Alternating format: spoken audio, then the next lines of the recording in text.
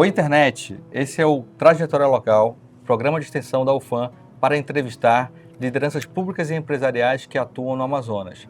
Eu sou Maurício Brilhante de Mendonça, professor e pesquisador, coordenador do projeto, que em 2025 conta com a Micaele Crescêncio e o Eric Simon, ambos técnicos administrativos em educação e alunos do mestrado profissional em administração pública em rede nacional, o PROFIAP. Ela é jornalista, ele é engenheiro da computação. Também compõe a equipe a Ana Beatriz Bravos, aluna do curso de administração da Faculdade de Estudos Sociais. O objetivo do Liderança Local é aproximar os alunos do curso de administração a líderes, pessoas que já construíram uma trajetória dentro de suas organizações no Amazonas, trazendo esses profissionais para visitar a UFAM e que eles possam inspirar outras pessoas a também trilharem seus caminhos. Hoje temos aqui o economista e contador Leonardo Serpa Vieira Leite. Léo, muito obrigado por ter vindo para fazer esse bate-papo. Esse bate-papo, na verdade, ele visa aproximar um pouquinho pessoas que têm a sua experiência empresarial da Universidade Federal do Amazonas, dos alunos da Universidade Federal do Amazonas. É o que a gente chama de extensão, trazendo uma relação da sociedade com a universidade. Você que já passou por essa universidade e hoje faz parte das atividades comerciais e empresariais dentro da cidade de Manaus, para nós do curso de administração é importante manter essa relação, entender um pouquinho como é que está o mercado, a vivência trabalhista, do trabalho, fora dos ambientes universitários. Obrigado. Legal. Bom, nesse primeiro momento, Léo, eu queria pedir para você fazer uma lembrança aí da sua infância e adolescência, né? O que você traz da sua infância e adolescência que te marcou e que talvez você use até no seu trabalho até os dias atuais? Eu acho que uma das coisas... Era uma outra Manaus, acho que esse é o primeiro ponto, né? Então, assim, o que eu posso trazer de lá, não só da infância em si, mas também de influência dos meus pais, é principalmente a liberdade, né? Então, ali, a forma como a gente construía os relacionamentos, as amizades. Então, era uma Manaus em que se brincava muito na rua e a gente se misturava bastante com as pessoas. Então, eu acho que hoje, trazendo isso para o mundo empresarial, e quando você vai estabelecer as primeiras conexões, eu acho que isso ajuda também, de certa forma. Eu acho que também, em termos ali de pai e mãe, uma das coisas que eu sempre carrego é eles sempre falaram, né? Em algum momento tu vai ter que escolher uma profissão, em algum momento vai ser importante você ganhar dinheiro. Mas o mais importante que tudo isso é fazer o que você gosta. Então, eu acho que até olhando assim um pouco a minha trajetória, foi uma eterna busca para fazer o que eu gosto. Eu acho que eu até continuo buscando isso, em alguns momentos adaptando o meu próprio negócio, né? Então, assim, eu acho que eu frisaria esses dois aspectos, né? Da gente não inverter a lógica, colocar as pessoas em primeiro lugar, que é ali você interagir, você também saber contribuir com o outro. E o segundo, buscar sempre o que gosta. A gente sabe, né? Quando a gente fala de trabalho, né? O trabalhar excessivamente também não é muito legal, mas ainda assim você dedicar suas horas e sua energia para algo que você entende que faz bem para si, eu acho que é importante. Legal, acho muito interessante essa parte de lembrar da liberdade, que é um pouco, acho que a gente sente um pouco a falta hoje de estar mais de espaços públicos, né, que você colocou, que convia, não diria na praça, mas em Manaus era muita questão da rua mesmo, né, de estar com pessoas tratando em lugares diferentes. Conta para os estudantes hoje em dia como foi a sua faculdade, como aconteceu a escolha do curso de economia. Tá, eu escolhi, na verdade, eu fiz aquele teste vocacional antes de fazer a escolha. E aí eu achava que o meu teste vocacional ia já apontar para mim, né? Não, tu vai fazer tal coisa. Acabou que o teste vocacional deu algumas áreas que eu poderia seguir, então confundiu mais. Então, na época, eu lembro que foi por mais afinidade. Então, eu fiquei entre engenharia e economia. E aí, na época, eu fui atrás de um economista e de um engenheiro. Na verdade, eu não cheguei a falar com economista. Eu tinha um amigo próximo da família que era engenheiro, ele foi lá em casa, aí eu comecei a fazer perguntas para ele. Aí eu falei, cara, eu acho que eu não vou me dar muito bem em engenharia. Foi por eliminação, então. Aí eu fiz economia, que na verdade era algo que eu sempre busquei, porque eu não me via eu nunca consegui me ver trabalhando num determinado local. E eu meio que sempre brincava que eu ia ter o meu próprio negócio. Eu acho que a economia, eu acho que naquela época era uma forma de eu ver também eu me desgarrando. Então, ali, eu fiz o teste vocacional, entrevistei esse amigo e eu vi a economia como algo mais aberto, digamos assim. Você chegou a estagiar ou trabalhar enquanto fazia o curso superior, a faculdade?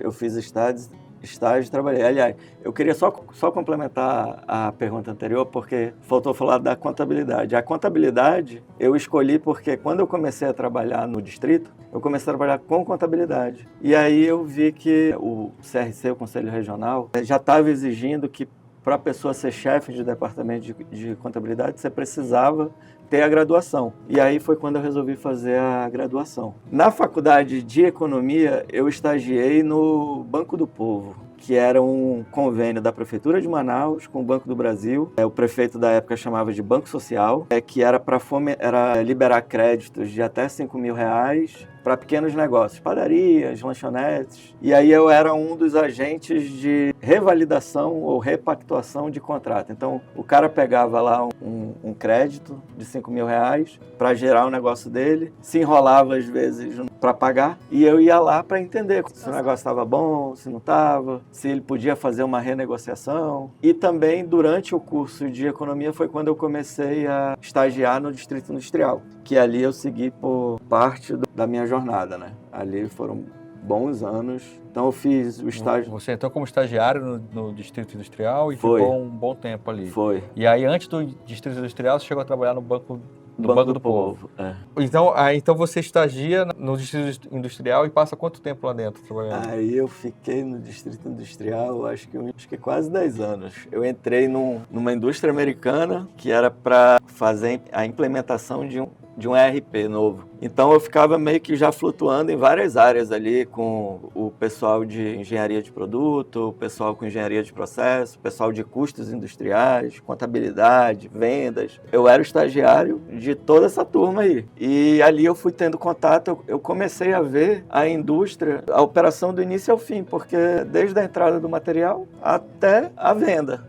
Você é um estagiário multifunção. Você passou muito tempo nessa indústria americana? Passei 4 anos. Foi até ela encerrar as operações em Manaus. Entendi. Quando ela encerrou a operação em Manaus foi quando eu saí. Então, ali eu passei por várias áreas dentro dela, mas assim, a que eu mais fiquei foi custos industriais. Então, virei analista de custos e dali eu segui como analista de custos para empresas coreanas, japonesas, brasileiras, até chegar na última, que era japonesa, e lá eu fui chefe. E aí, agora interessante, né? Aquilo que eu falei no início. Eu migrei bastante. Uma das coisas que eu não percebia na época, enquanto eu migrava de empresa, era a questão da cultura empresarial. Então, eu via que em algumas empresas eu me identificava muito mais, e em outras menos, era meramente uma troca de horas por dinheiro, entendeu?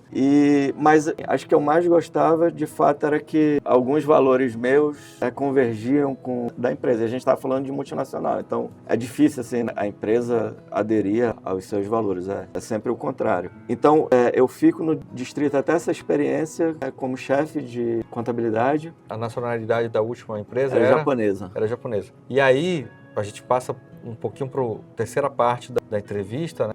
Em que momento você faz essa transição, né? De deixar de ser colaborador de outras empresas, empregado de outras empresas, o chefe de outras, de multinacionais e tal, e passa a ter o CNPJ ligado ao seu nome, né? Como é que é essa transição? Antes, naquela empresa americana, que foi a minha primeira, eu cheguei a me ver como... Eu tinha expectativas de crescimento lá, de virar diretor. Então, Entendi. Eu conversava com meu chefe, era uma empresa global. Eu falava, cara, como que eu faço para, por exemplo, trabalhar na Holanda? Tu vai ter que fazer isso, isso e isso. Só que isso, ao longo da minha trajetória no distrito, eu fui perdendo. E quando eu vi que eu estava perdendo isso, começou também a bater em mim uma vontade de empreender, que eu tinha lá no início. Quando eu fiz o teste vocacional, que eu achava que a minha vida ia seguir por aí. E, em paralelo, alguns eventos também ajudam nesse momento. Então, eu estava já descontente na empresa e eu tinha amigos empresários que estavam falando, cara, eu tô precisando de contador. Tu não quer ser meu contador? Eu falava, cara, eu só consigo ser ou funcionário do distrito ou tenho escritório de contabilidade. E aí, isso ficou na minha cabeça. Eu falei, cara, eu acho que chegou o momento, então, de eu fazer a opção. Então, eu lembro que eu saio do distrito em fevereiro, eu acho que é 2011, alguma coisa assim. Eu tiro um mês para descansar e depois eu começo a voltar com todos esses meus amigos empresários, falando, eu tô com tempo agora. Então vamos conversando. E aí não foi na quantidade que eu imaginei no início, né? Aquele negócio, aquelas conversas, preciso de contador. Então eu lembro que o meu primeiro contrato, inclusive, foi de uma pessoa que eu nem esperava e que é cliente até hoje, mas de fato não era assim aquela primeira lista, a pessoa que eu achava que ia gerar o primeiro contato, e a partir do momento que eu fui me colocando também mais à disposição, outros empresários, outros amigos empresários começaram também a requisitar os meus serviços. Então ali, naquele início, era só eu mesmo, né? Até porque era uma empresa que estava começando do zero, então não tinha possibilidade de ter funcionário, então eu tinha que fazer a contabilidade empresarial toda. E também, como a gente está falando de uma pessoa que saiu de um cargo CLT em que recebia mensalmente, né, tudo, ali a gente estava falando também da sobrevivência de um ser humano, né? Então, lá no início, quando eu falei do teste vocacional, eu falei que eu tinha muita vontade de empreender. E nesse período em que eu começo a prestar serviço de contabilidade, começam também a surgir oportunidades empresariais, né? Então, começam negócios, por exemplo, na área de estética, na área de alimentação, na área de estacionamento rotativo. Então, eu fui testando junto, em alguns casos, com outras pessoas, outros sócios, mas eu fui testando também ali a minha capacidade de empreender. Até que chegou num momento em que eu acho que eu estava à frente de 5 negócios, aí vem uma outra decisão que eu acho muito importante quando você empreende, e principalmente no estágio inicial, que é focar, jogar energia num negócio em que você aposta que pode dar mais resultados. No momento depois, não, eu acho que até empresários maiores, você começa a diversificar propositalmente, mas no início você precisa, de fato, jogar energia num negócio. Então, eu abandono os outros negócios e fico só com o escritório contábil, que está até hoje. A gente começou em abril, mais ou menos, de 2011, estamos agora mais de 14 anos. 14 anos. 14 anos. Nesse momento, Léo, você tem outros negócios além da contabilidade do escritório? Não, hoje eu trabalho só com contabilidade e dentro da contabilidade as suas vertentes, né? Assessoria, valuation, essas coisas. Legal. Lembrando aqui que é o LSVL Contabilidade. Exatamente. Né? É um escritório de confiança e muito interessante, né? É muito profissional, na verdade. O Léo já tem estado aqui conosco na Universidade Federal do Amazonas, mostrando a eficácia e a vanguarda que está o escritório LSVL Contabilidade. Agora tem uma pergunta aqui. Essa experiência anterior, acho que até você comentou, né? A experiência anterior do distrito acaba te tornando também uma pessoa... Você leva essa experiência para dentro da contabilidade, do que você tinha, não sei, passou por várias culturas, cultura japonesa, cultura americana, né? E você considera que hoje a tua empresa tem um pouco dessas empresas que você passou, ou não, ali foi criado um ambiente para crescer uma cultura própria? Não, eu trago sim parte dessas experiências. Por exemplo, empresas de cultura mais oriental são empresas mais rígidas em regras. As empresas americanas são mais intermediárias e as europeias é mais liberdade. Assim, eu gostei mais das empresas americanas e das europeias pelas quais eu passei. E hoje a minha empresa, eu acho que ela segue muito mais um padrão de cultura empresarial europeu, que é de muita liberdade para as pessoas, do como fazer ficar a critério das pessoas e não necessariamente a gente definir um modelo ou colocar as pessoas dentro de caixas e aí elas têm que executar aquilo. Não. Existe, apesar da gente estar falando de contabilidade, que é um processo que se repete mensalmente, ali no dia a dia a gente incentiva muito que as pessoas busquem melhoria contínua nos processos. Que aquilo do como fazer, ela olhar para o processo dela e pensar, cara, existe uma forma de eu fazer isso de uma maneira mais eficaz, mais rápida, ou que me sobre mais tempo para análises, por exemplo, entendeu? Então, assim, até no dia a dia mesmo, no ir e vir das pessoas que trabalham dentro da empresa é de bastante liberdade. Então, eu trago sim, a gente está falando de indústrias e a minha empresa é de serviço, então existem as ponderações. Na indústria são organismos muito mais complexos, mas dentro de um contexto, sim, eu trago essas raízes culturais de cada uma dessas experiências. Você falou que iniciou em 2011, então estamos entrando em 2026, então aí em casa de 15 anos, né, empreendendo, e dizem que a gente aprende muito com os desafios. Se você tem algum desafio grande que você lembra, algum momento que exigiu mais da sua capacidade, da sua experiência que você já tinha acumulado ali? Eu acho que são 3 desafios atuais assim que eu posso narrar para ti. Eu acho que o primeiro, o de quando eu começo a formar time, contratar pessoas para me ajudar. Então ali você tem que começar não só a trabalhar com contabilidade e assessorar ali um empresário, mas sim assessorar uma pessoa que está no seu dia a dia, que tem que garantir as entregas para o cliente. Então, ali se começa a trabalhar um pouco mais a questão de pessoas. O segundo momento, que eu acho que dos empresários mais recentes, é o que todo mundo vai cravar, que é a pandemia. Eu já tinha ali uma equipe de mais ou menos 22 pessoas e da forma como se apresentou a pandemia, hoje olhando para trás é até mais fácil a gente narrar, né? Ou ter menos medo. Mas ali, naquele exato momento, a gente não sabia como as coisas iam se dar, então eram vários empresários me ligando, falando, ó, meu negócio acabou, digamos assim, né? Porque ninguém via a perspectiva. Consequentemente, se o negócio do meu cliente acaba, o meu acaba junto também. Então, eu tinha que administrar a ansiedade do meu cliente e a minha própria ansiedade, além de uma equipe de mais ou menos 22 pessoas. Então, transitar ali, eu não demiti naquele período, eu tentei segurar todo mundo e fiz esforço que podia e que não podia para segurar aquelas pessoas. Clientes, ali a gente sabe que alguns clientes se apertaram, então também a inadimplência aumenta, então o seu caixa começa a ficar prejudicado. Por outro lado, você tem que garantir os salários em dia de todo mundo. Então ali começam a surgir vários complicadores que é de uma variável que você não controla, mas que você tem que passar. E agora, eu acho que um terceiro desafio no início da empresa, era uma empresa autogerenciável. A gente abandonou isso para ir para o modelo hierárquico.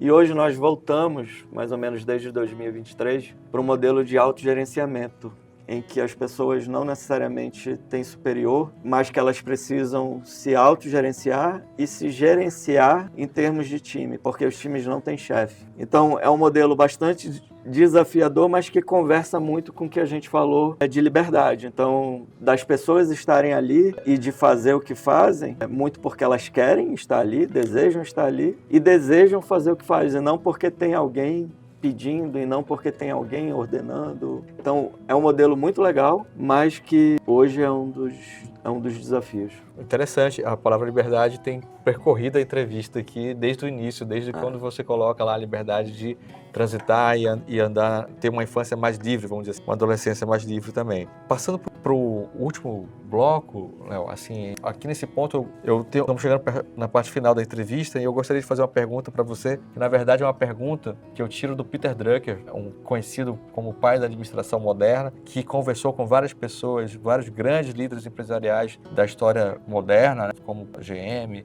IBM, entre outros grandes líderes empresariais, e ele dizia que ele sempre podia fazer uma pergunta para esses líderes, que é a pergunta What's your business? Qual é o seu negócio? Então, acho que quem já está andando no caminho há 15 anos e tem muito tempo pela frente, com uma experiência adquirida, qual é o negócio do Leonardo Serpa Leite?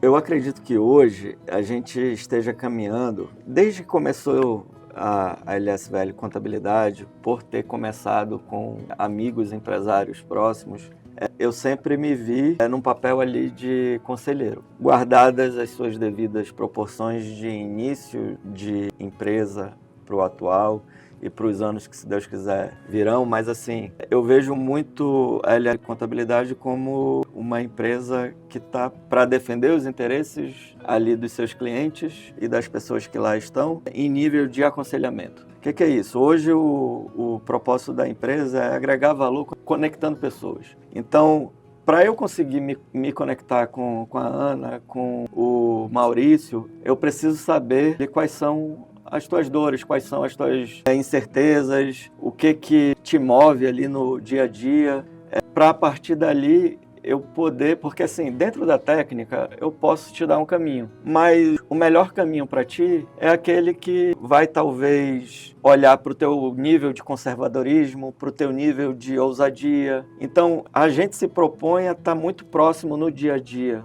do empresário e das pessoas que lá estão. Então, por isso que eu falo, ali, todo o nosso dia, a gente começa, por exemplo, hoje, tentando buscar o melhor nível de aconselhamento possível para o empresário, que vamos falar aqui só do nosso cliente final, né? Então, eu digo que hoje, cada vez mais, refinar mais o nosso nível de processos de aconselhamento. Eu vou dizer que isso é uma grande oportunidade no ambiente de negócio que nós temos no Amazonas, né? Eu já tinha escutado essa fala do Leonardo anteriormente, porque eu costumo falar o seguinte, Leonardo, é a pessoa que resolve empreender e usufruir, por exemplo, dos incentivos fiscais da Zona Franca de Manaus, né? Você imagina, eu sempre conto essa história, fazendo uma associação lá atrás, quando teve a Joint Venture NG, que era a Nokia Gradiente, né? Você imagina o que é um finlandês sair da Finlândia para fabricar celular na Amazônia. E aí o cara assim, olha, é um lugar que tem uma legislação tributária federal, estadual, municipal e legislação tributária do enclave específico, que é a Zona Franca de Manaus. Então aí isso já é um emaranhado de regras e o cara vai sentar, não, eu vou fazer. E aí, como esse fez, mais de 400 indústrias estão instaladas aqui, e não só indústrias, tem pessoas do setor agropecuário, tem setor de serviços, e muitas vezes os contadores são as pessoas que já têm uma experiência em entender essas regras. E o empresário muitas vezes tem experiência do negócio, o cara que sabe vender o sanduíche, o cara que sabe negociar, importar eletroeletrônico e vender, mas as regras tributárias aí vai muito na busca do aconselhamento. E a atuação empresarial, né, ela passa também para assim, ó, eu quero expandir, eu quero me manter, eu quero aumentar meu faturamento. Então vai depender muito do que você está falando, do espírito de cada cliente. E isso é interessantíssimo de olhar, porque você entender que o seu negócio está no entender o que a pessoa precisa fazer para ela se adaptar ao ambiente, que não é um ambiente fácil. Acho que o nosso grande desafio, todo mundo sabe, né, que assim, é emaranhado tributário. E o contador acaba sendo um oráculo, assim, né, que conhece regras que poucas pessoas conhecem, ok? E pensando agora no futuro, Leonardo, a gente também já teve algumas conversas sobre o futuro de Manaus, do Amazonas, né, o futuro do Brasil.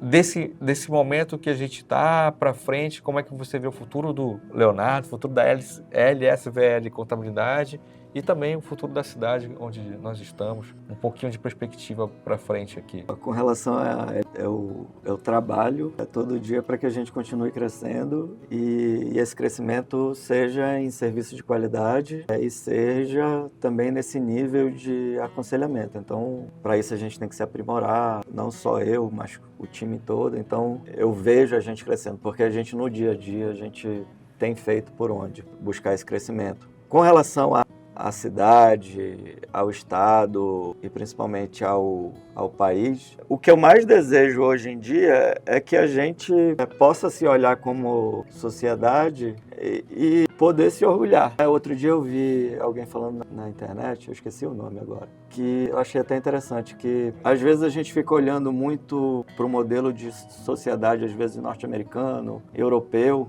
tentando fazer com que a gente viva a cultura deles, né? Mas a gente não se pergunta se o que a gente tem hoje aqui já não é legal em termos de sociedade, a forma como a gente interage no dia a dia, as nossas tradições, a nossa cultura. Se isso já não é suficiente, se a gente, na verdade, não teria que olhar mais para dentro, né, do que ficar buscando outros padrões para tentar se igualar. Então, assim, é a gente poder... Eu acho que parte, talvez, das grandes questões, eu acho que parte disso, da forma como a gente se vê, e aí a gente começa a buscar soluções enquanto cidade. Por exemplo, a gente vive aqui na capital da Amazônia, digamos assim. Então, a gente tem uma cidade voltada, né, para a floresta, eu acho importante. Então, eu acho que a partir desse entendimento de quem a gente é e de quem a gente é como sociedade, eu acho que a gente consegue buscar soluções que mais condizem